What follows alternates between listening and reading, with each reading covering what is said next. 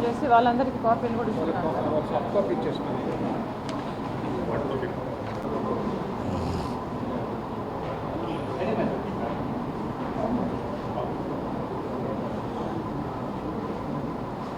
ప్రధాని మోడీ గారు ఈరోజు మళ్ళీ మన రాష్ట్రానికి వస్తున్నారు. అంతకుముందు అమిత్ షా గారు వచ్చారు, మొన్న మోడీ గారు వచ్చారు, ఈరోజు మళ్ళీ మోడీ గారు వస్తున్నారు ఎన్నికల ప్రచారానికి. ఇంత శ్రద్ధ బీజేపీ పార్టీ కానీ మోడీ గారు కానీ మన రాష్ట్రం మీద ముందు ఎప్పుడైనా పెట్టారా?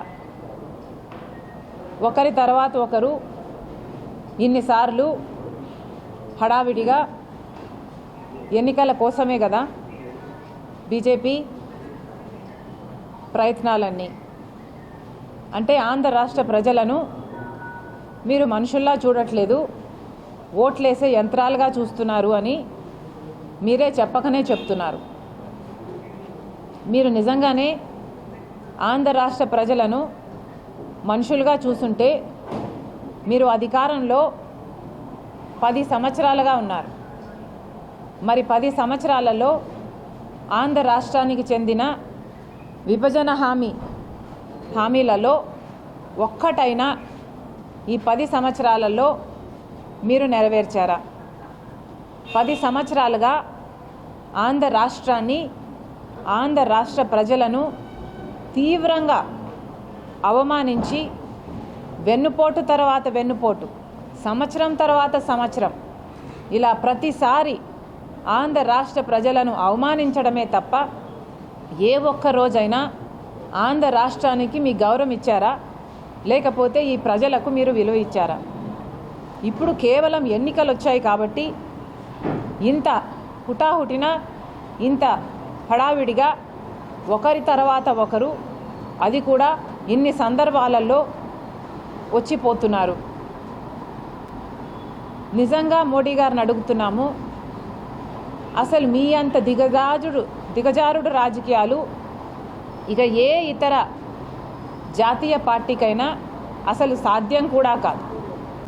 మీకు ఎంత తెలివి కాకపోతే మోడీ గారు ఒక పక్కేమో తెలుగుదేశం పార్టీతో బహిరంగంగానే పొత్తు పెట్టుకున్నారు, ఇంకో పక్కేమో జగన్మోహన్ రెడ్డి గారితో అక్రమ పొత్తు అలాగే కొనసాగుతుంది. అంటే Hindu vote bank, BJP vote bank, Telugu Desam vote bank ఇంటాక్ట్గా చంద్రబాబు పొత్తుతో ఉండాలి, మిగతా మైనారిటీ ఓట్ బ్యాంక్ అంతా జగన్మోహన్ రెడ్డి గారు పోయినసారిలాగా గార్నర్ చేసుకోగలిగితే ఈ ఓటు బ్యాంకు ఆ ఓటు బ్యాంకు రెండు కలిపితే మళ్ళీ మోడీకే బెనిఫిట్ అవ్వాలి అన్నది మోడీ గారి స్ట్రాటజీ. ఆంధ్ర రాష్ట్ర ప్రజలేం పిచ్చోళ్ళు కాదు మోడీ గారు. ఆంధ్ర రాష్ట్ర ప్రజల గుండె చప్పుడు ఒకసారి వినండి. మోడీ గారి మన్ కీ బాత్ మోడీ గారికి చాలా అలవాటిది. మోడీ గారికి ఇలా చెప్తే ఆయనకు అర్థమవుతుందేమో అనిపించింది మాకు. మోడీ గారి మన్ కీ బాత్, ఆంధ్ర రాష్ట్రుల మన్ కీ బాత్ కూడా ఒకసారి మోడీ గారి చెవున పడితే బాగుంటుంది. మోడీ గారు, మీరు గత 10 సంవత్సరాలుగా ఆంధ్ర రాష్ట్ర ప్రజలకు అన్యాయం చేశారు కాబట్టి కాంగ్రెస్ పార్టీ ఆంధ్ర రాష్ట్ర ప్రజల పక్షాన మీ మీద ఒక ఛార్జ్ షీటు 10 ఏళ్లకు గాను 10 ఛార్జెస్తో ఒక ఛార్జ్ షీటు మీకు పంపిస్తున్నాము. ఆ ఛార్జ్ షీట్ మీరు చదవండి. మీ మీద 10 అభియోగాలు ఏమున్నాయో ఒకసారి అర్థం చేసుకోండి. ఆంధ్ర రాష్ట్ర ప్రజల మన్ కీ బాత్ మీరు అర్థం చేసుకున్నాక ఆ ఛార్జ్ షీట్ ప్రకారము ఆంధ్ర రాష్ట్ర ప్రజలకు క్షమాపణ, లిఖితపూర్వకంగా ఒక క్షమాపణ లేఖ రాసి ఆంధ్ర రాష్ట్ర ప్రజల హక్కులన్నీ మీరు కాపాడతారని, వెంటనే ఫుల్ఫిల్ చేస్తారని ఒక రిటర్న్ అఫిడవిట్ రాసి తర్వాత ఆంధ్ర రాష్ట్రంలో అడుగు పెట్టాలని కాంగ్రెస్ పార్టీ డిమాండ్ చేస్తుంది. ఇది మోడీకి రాస్తున్న లెటరు. దీంట్లో 10 ఛార్జ్ షీట్లు, 10 ఛార్జెస్ ఉన్నాయి.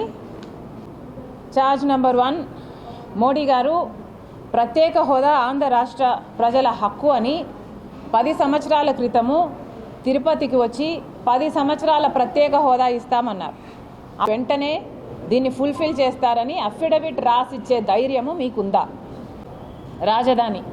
రాజధానికి మోడీ గారు 10 సంవత్సరాల క్రితం వచ్చి భూమి పూజ చేశారు. అమరావతి రాజధాని అవుతుంది అని చెప్పారు. ఢిల్లీని తలపిస్తాము అన్నారు. ఇక చంద్రబాబు గారు అయితే సింగపూర్ అన్నారు. సరే, కనీసము ఒక్క పర్మనెంట్ బిల్డింగ్ అయినా కట్టారా? దీనికి కూడా లిఖితపూర్వకంగా మీరు క్షమాపణ చెప్పండి. అంతేకాదు వైజాగ్ స్టీల్ అన్నది ఆంధ్ర రాష్ట్రానికి తలమానికం లాంటిది. అలాంటి వైజాగ్ స్టీలును నిలబెట్టాల్సింది పోనిచ్చి కేంద్ర ప్రభుత్వము రాష్ట్ర ప్రభుత్వం ఇద్దరు కుమ్మక్కయి వాటి భూములను దోచేసుకోవడానికి కోసం ఆ ప్రాజెక్టును మొత్తం నిర్వీర్యం చేసి మొత్తం ఇది నష్టాలలో పోతే తప్ప ఈ ప్రాజెక్టు మన చేతుల్లోకి రాదు అన్నట్టు ఏ ఒక్క అంశంలో కూడా విశాఖ స్టీలును ఆదుకోకుండా కేంద్ర ప్రభుత్వము రాష్ట్ర ప్రభుత్వము ఇద్దరు విలన్లలాగా వ్యవహరించి ఈరోజు దాని పరిస్థితి అగమ్యగోచరంగా తయారైంది. అందుకే దానికి కూడా మీరు క్షమాపణ రాసివ్వాలి అని కాంగ్రెస్ పార్టీ డిమాండ్ చేస్తుంది.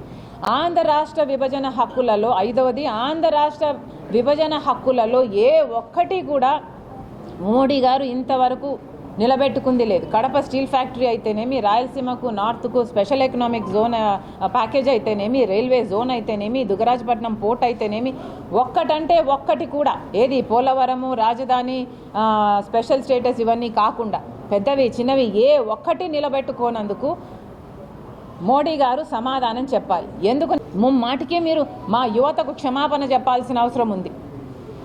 7వది ఎస్సీ ఎస్టీ బీసీ మైనారిటీలకు వీళ్లకు రక్షణ కల్పించాల్సిన బాధ్యత ప్రధానమంత్రికి కేంద్రంలో అధికారంలో ఉన్న పార్టీకి ఉంటుంది.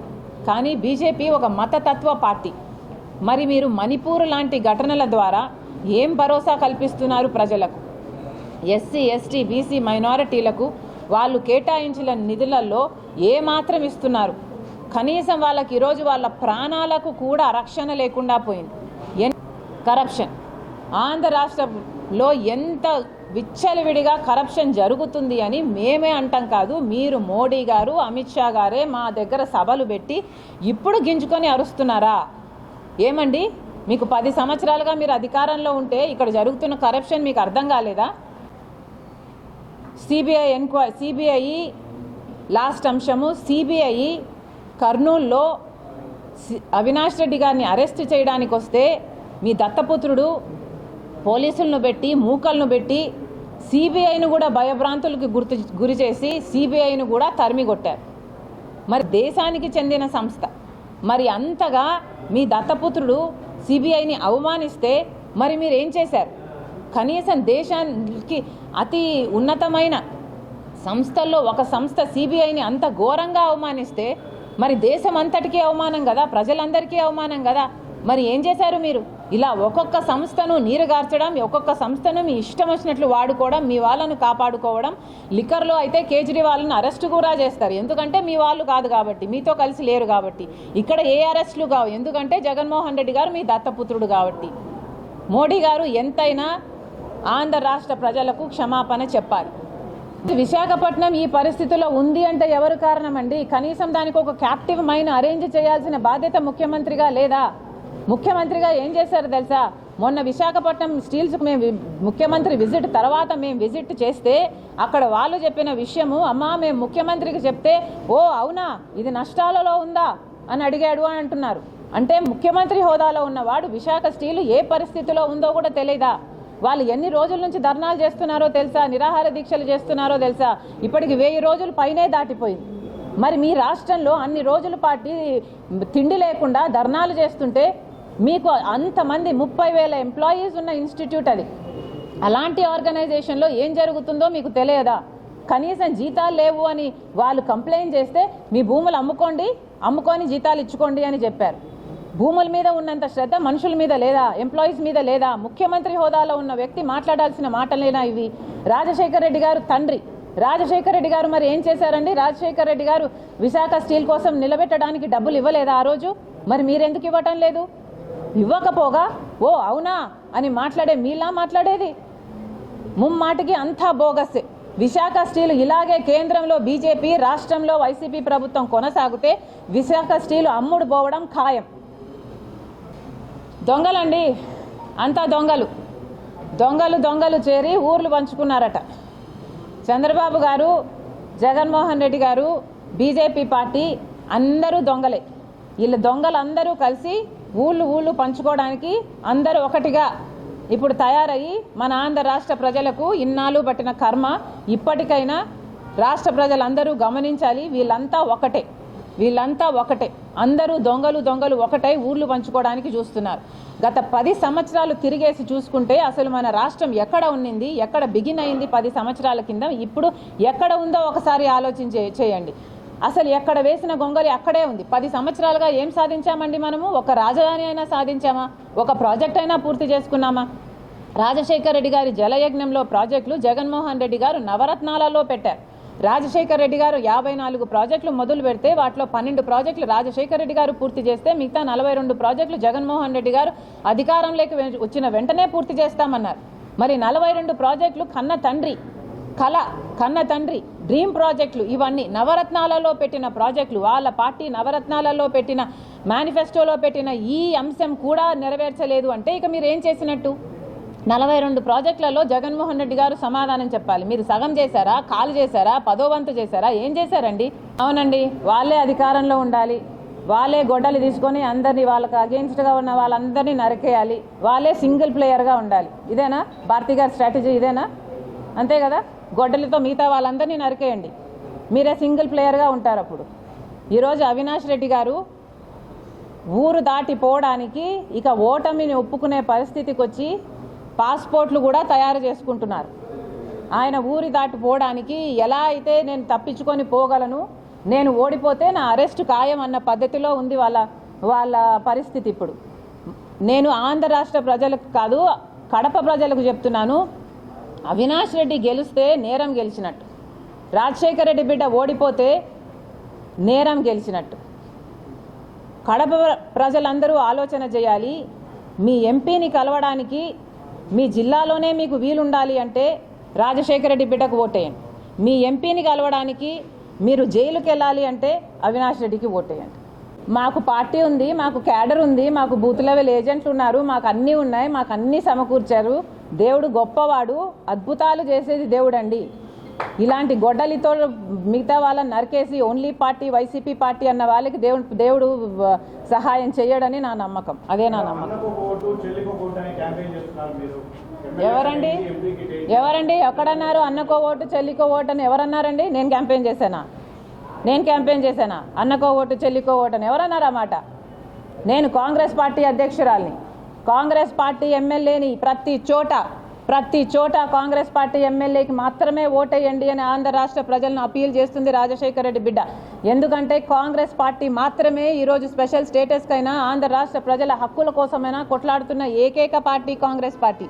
ఏ బీజేపీ పార్టీ అయితే మనకు ప్రత్యేక హోదా ఇవ్వలేదో, పోలవరం ప్రాజెక్టు ఇవ్వలేదో, రాజధాని ఇవ్వలేదో, అదే బీజేపీ పార్టీకి తొత్తుగా మారాడు జగన్మోహన్ రెడ్డి గారు. చంద్రబాబు గారు పొత్తు పెట్టుకుంటే జగన్మోహన్ రెడ్డి గారు తొత్తయ్యారు. ఇద్దరికి పెద్ద తేడా లేదు. Thank you.